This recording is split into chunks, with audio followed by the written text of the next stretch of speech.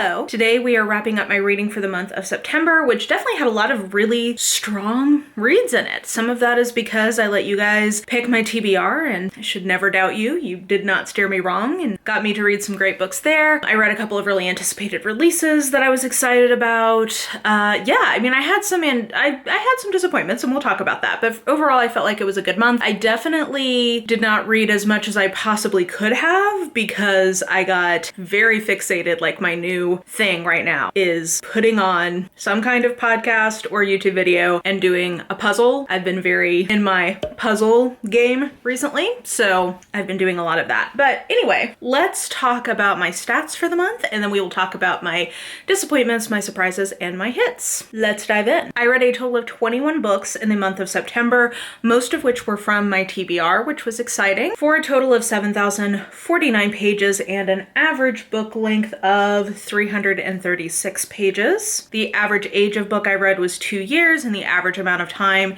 a book had been on my TBR was 7 months. I paid for 62% of the books I read, and the average amount I paid for those books was $9.25, which makes sense because I definitely had some new ones that were a little more expensive in the month, so that probably offset some of the random freebies that I also read. Genre-wise, it was definitely fantasy fall. I read 7 fantasy books, which was my biggest category.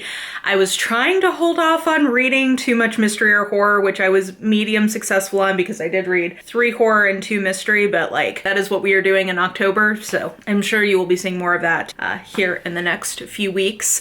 And then I did read a good amount of romance, contemporary, speculative, historical, couple of nonfiction, and a couple of general fiction. So pretty good mix all around. And then I did have a very high average. I should mention I didn't include 2 DNFs that we're going to talk about because I didn't feel like I'd made enough progress in them to count them. So those are not in this total and they're not in the stats, but that would have brought the average rating down. But my average was 3.69. And as you can see, a very weighted towards the upper end bell curve here, with a lot of 4 stars, a couple of 4.5, and a 5-star. So all of that was very exciting. And actually I was gonna talk, let's see here. I think I have a couple of challenges I need to talk about. One of which I think I'm gonna make a audible here and say that we're going to push that into disappointments. The only thing that I need to talk to you about in terms of challenges that are not in a different category is one arc that I did read towards the end of the month, which was called All the Blood We Share by Camila Bruce, I believe is the author.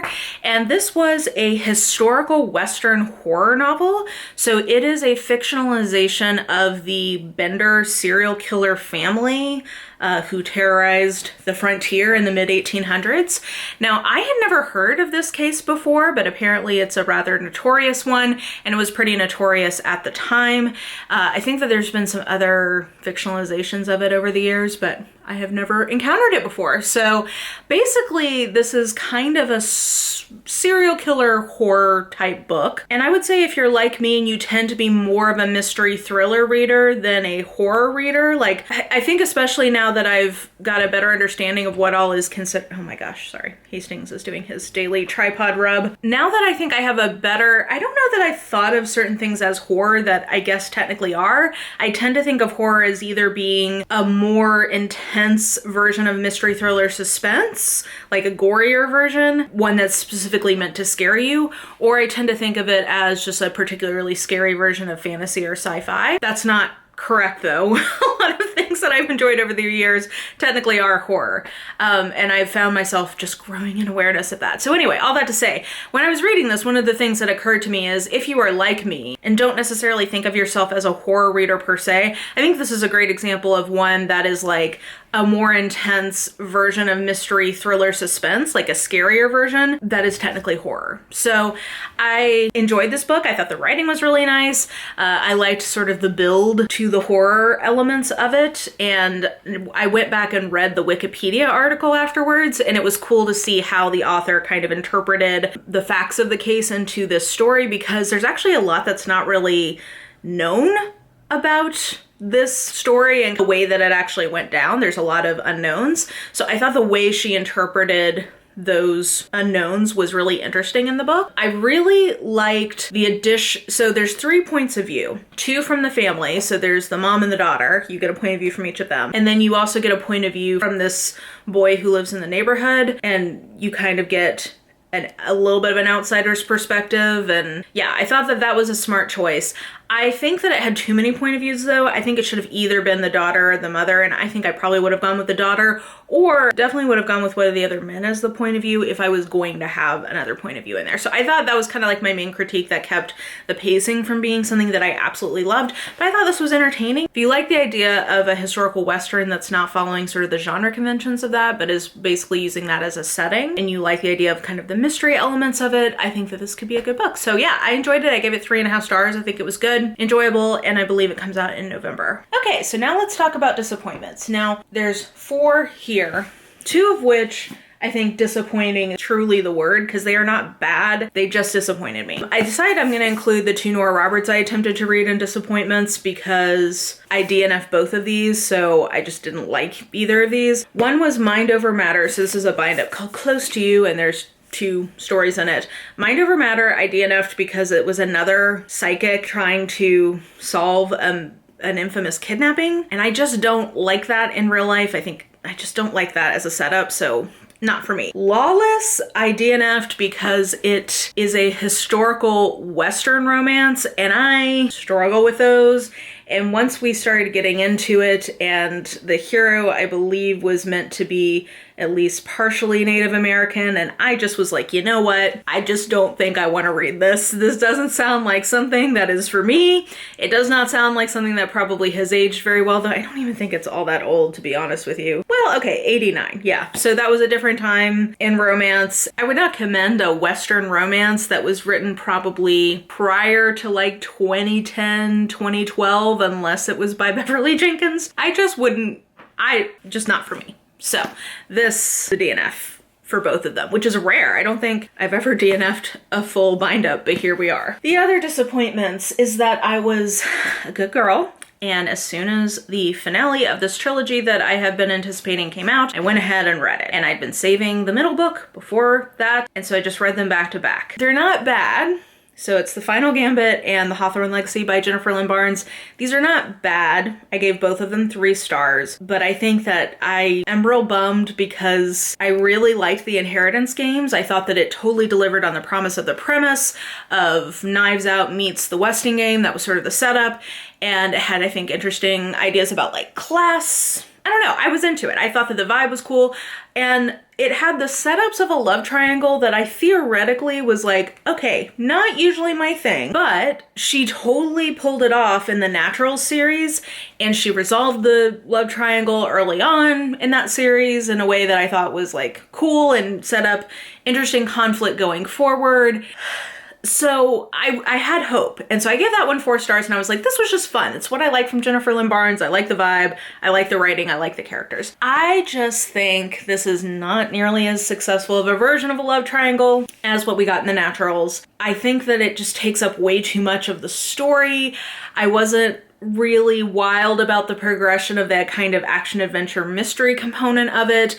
I really liked the ending of Hawthorne Legacy, like where it ended. I was like, ooh, okay. But then I didn't really love where it went in Final Gambit. Like, it was okay.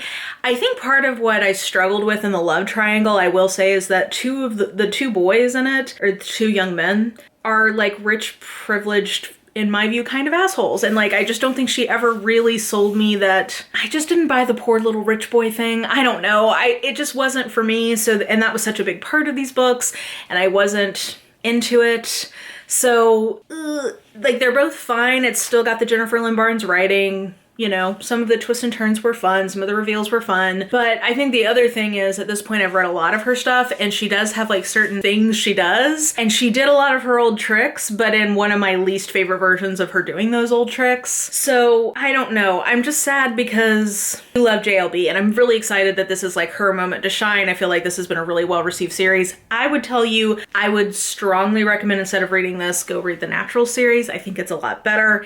and I don't know. So I'm bummed because, you know, I love JLB. I will keep reading pretty much anything she puts out. She's probably my favorite YA mystery thriller action kind of writer. I love her stuff. But this particular series just was a little bit of a disappointment because I just don't think it was her strongest or her best, and I was really anticipating it. So yeah, sad. I'm gonna hang on to the first one, but I'm actually gonna unhaul both of these because I don't know. Do you know, I will say it kind of reminds me how I felt about, oh God, what was that called? Truly Devious, where it was like the first one I really liked, but I had some problems with it, but I was like, okay, you know, I think that there's ways that this could get resolved in a way I would still be interested, and then it just did not come together. I will say that I think this is a much stronger trilogy than the Truly Devious one was, and the Truly Devious one I was like, this should just have been a duology. This one I at least felt like did have enough to beef up a full trilogy, and I felt like it was just better executed. So yeah, but I do feel similarly coming out of it of like, ooh, very promising first book, not so much nailing it on subsequent books. So yeah, that was disappointing. Okay, and then 3 surprises I wanted to mention. Both of these come up in vlogs that I did this month, so I'll mostly point you there. So The Turn of the Key by Ruth Ware. This is my, oh goodness, okay, I've read One by One, which is still my favorite from her. Unpopular opinion. I read Woman in Cabin 10, read I always want to say the IT Girl. It's not the IT Girl, it's the It Girl. I read the It Girl. I've read In a Dark, Dark Wood, and then I've read The Turn of the Key. So I've read 5. This is the 5th one I've read. I guess really the only one I have left is The Death of Mrs. Westaway. So I'm excited about that. I've been told by many people that they think I'll like that one. So I've never given any of them lower than I think a 3 or 3.5. This I'm gonna say right now is my second favorite though, which surprised me because I knew some people felt very divided by the ending. And it also surprised me because this is definitely the most horror that Ruth Ware has gone from what I've read. This really is, I mean, it's a retelling of The Turn of the Screw by Henry James, which is really in a lot of ways sort of the progenitor of a lot of modern horror. I mean, not the only one, there's a few different ones, but it's one that people point to as like, ooh, this really kind of set a lot of things in motion for the modern horror genre. So it definitely, you can see the influences of that. I thought all of the smart home elements of it in this creepy rural Scottish manor were really cool. The ending is super divisive and I see why, but I actually really liked the ending. I really liked it. I could also see that some people might have not wanted it. You do get it, I will say, you get an answer at the end of this, and I think some people either like the answer or don't like the answer, and I liked it. So, but anyway, I was just surprised because I was not expecting for this to be as horror based as it was, and I knew some people really weren't into this one because of the ending, and I really liked it. So I gave this 4 stars. I really liked it. Similarly, I knew that some people really didn't like this one very much. They felt like it didn't live up to sort of the promise of the premise, which is YA fantasy with tea-based magic. I actually thought that this was super charming. I felt like this was actually for young adults. Like, this reminded me sort of the YA that I read when I was growing up, where the readership truly was, you know, 13 to 16-year-olds. I felt like this was actually aimed at that audience. I thought that it promised a competition in terms of the setup. It actually delivered that. I was slow to get on board with the characters, but over time, by the end of the book, I was into the characters. It's a duology. I'll definitely finish it as a duology. I ended up finding this really charming. I really like this and I thought it was fun. So again, just one I knew people were a little bit divided on, and I ended up being on the side of the division that really liked it. And then my final surprise was The Dragon's Bride by Katie Robert. You will see my full thoughts in a vlog that is coming up next week, I think. So, you know, stay tuned for that. But basically I wanted to include this as a surprise because this is definitely the most success I have had with a Katie Robert book. I always really like her setups. Her books always sound really appealing to me in terms of what they're about. They don't always work for me in terms of their actual execution. And while I still had some problems with some of the voice choices, overall, I really like this one. I thought that this was definitely my most successful outing with Katie Robert, and I was glad I gave this one a try, and I would actually read more in the series, which has not been the case for anything else that I've tried from her. So I was excited about this. Like I said, you will see it featured more extensively in a vlog that is coming next week. Okay, and then let's move to my hits. So first, I have an arc that doesn't come out till January. I'm sorry, but I know a lot of people look forward to the series, so I thought it was still worth mentioning as a hit because I keep saying this, but I guess it's just a reminder that the series is a lot more consistent than for some reason I think it is in my mind. Anyway, I read Lost in the Moment and Found by Shauna McGuire. I struggle with the title. It is the 7th, 8th, 9th, something like that in the Wayward Children series. And in my mind, it's not a super consistent series, but that's not the case. Like, there's only been really 2 that weren't like 4 stars at least. Yeah, there's only been 2 I haven't given 4 stars or higher to, so do with that what you will. I really, really like this entry. I thought I'll be curious to see how people do with it. There is a trigger warning from the author on the first page, and I would definitely recommend people read that because the setup is definitely involving basically like grooming of children. There isn't, and it says this in the warning, so I don't feel like this is spoilers. This is something you see on the very first. Like, you're not going to see anything on page that is descriptive, so you know. But just know that that is kind of the setup for this. But where we end up going is to this true portal realm because it's a shop that has doors that show up to all of these different worlds. And so part of what I really loved about this one, I mean, I love the themes. I almost always love the themes in these, like they're great. But this one, I thought really good in explaining some of the world setup that we haven't, I mean, we know a little bit about the way the doors work, but I definitely feel like we learned a lot more in this one in a way that was very intriguing. So I like this from a world building perspective. And then I really liked our main character. Oh goodness, what's her name? Antsy. Yeah, that was her name. She was really, yeah, I really like the main character, Antsy. Somebody's gonna have, I can never remember who we have and haven't seen in this series. People are always like, oh, remember, it's this person. I don't remember. So you can let me know if we've seen Antsy before. I don't remember. She also, her full name is Antoinette, but she goes by Antsy. I really liked her as a main character. And then the themes on this, I think, are a lot about innocence and time in childhood. I'll just leave it at that. But I thought this was a great entry. I'm really excited for people to read it. It's really good. It does tackle some difficult subject matter, but I think it does it in a really effective way. So Shauna McGuire, killing it with the Wayward Children series as always. Like I said, I always feel like I'm surprised at how good they are, but now that I'm sitting here thinking about it, I think the lowest I ever gave one was 3 stars. And I think, 3.5. I think the lowest I've given any of them is 3.5 stars. So there you go.